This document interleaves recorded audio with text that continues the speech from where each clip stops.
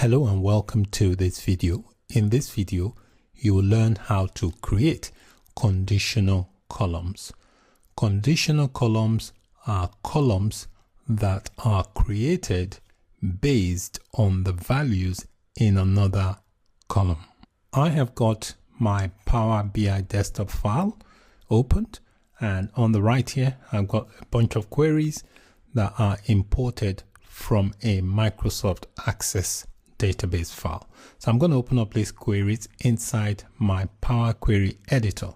So here I click on Edit Queries and click on Edit Queries, and that will open up my queries inside the Power Query editor. Now I want to create a new column based on certain conditions that I'm going to specify.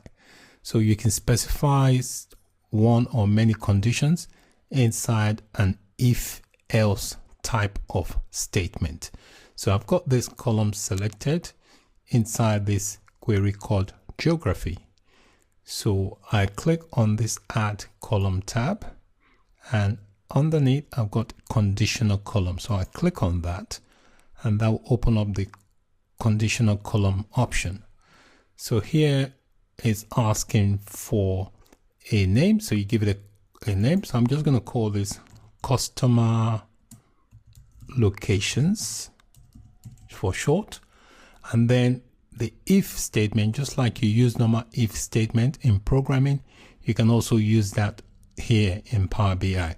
So you specify the condition using if statement. So here I'm going to say if the column name, which is the zip code.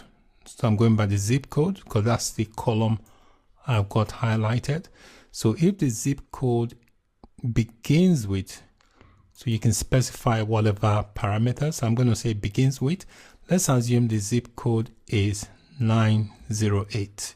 So I'm going to say if the zip code begins with 908, I want that to be specified as local in that column. All right. You can see here, if you've got several conditions, you can use these three dots here to delete, move up or move down.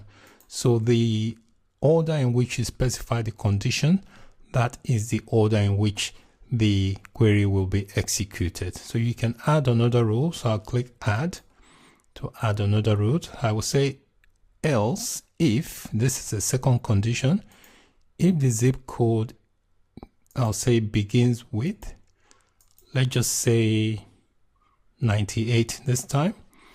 I'll say this will be, I'll specify that as regional. And then here under else, which means if it doesn't fall within these two, I'll make it other. So these are the conditions. We are checking for condition based on the zip code. So it's going to create a new additional column based on these conditions I've specified. So it will look through the zip code column. If the column matches, if the zip code matches 908, it will specify it as local in that column. If it matches 98, it will specify it as regional. Otherwise, it specifies it as other. So you can add as many rules as you want to indicate the conditions you want in that column. So I'm going to keep it simple. I'm just going to click OK. And what it does, you can see here, is added this new column called customer locations, and you can see what is specified.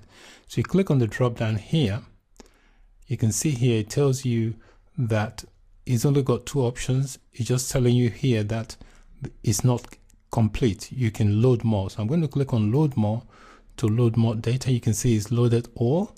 So I've got local, other, and regional. So I can leave that for now. You can see if I wanted to remove the other, I just come here and on the filter, I'll click load. I will remove other so that I'm just left with local and regional. Specify that. You can see here I've got just local that matches that zip code and also this. So as you can see in this column here, that was created based on the conditions we set when we specify the creation of the column from this original column. So this zip column here is the source column where we specified condition in order to create this new column called customer locations. So you can, anytime you're creating a conditional column based on the rules you've set, you can always tweak it to get the required output.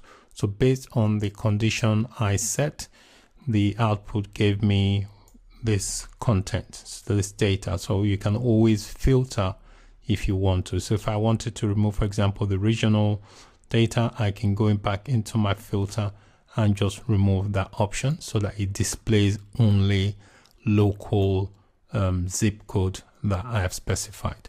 So that's basically how you can specify conditional columns within your Power BI query. So they're basically columns that are created based on values in another column.